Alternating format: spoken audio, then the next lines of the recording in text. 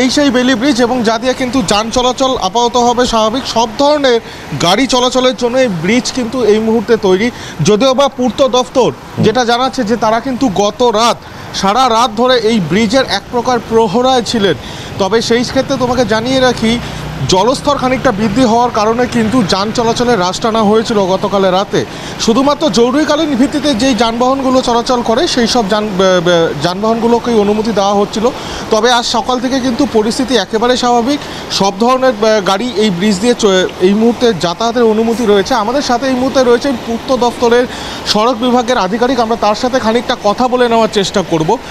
আপাততভাবে কি পরিস্থিতি গোটা ব্রিজের? বৃষ্টিপাত তো এখনও চলছে? পরিস্থিতি এখন সম্পূর্ণ স্বাভাবিক। আমাদের ট্রাফিক মুভমেন্টও চলছে, প্লাস আমাদের যা আনুষঙ্গিক কাজগুলো আছে সেগুলো এখন রানিং আছে।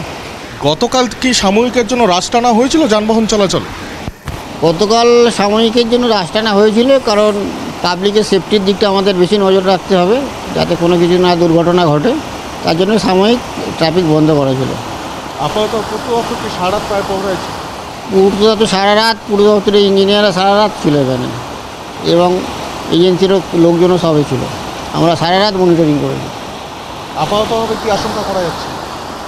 আর আশঙ্কা কিছু নয়, আমাদের স্ট্রাকচার সেফ আছে, আর এখন তো নর্মাল ওয়াটারই ফ্লো করছে, সেজন্য আর সমস্যা হবে না।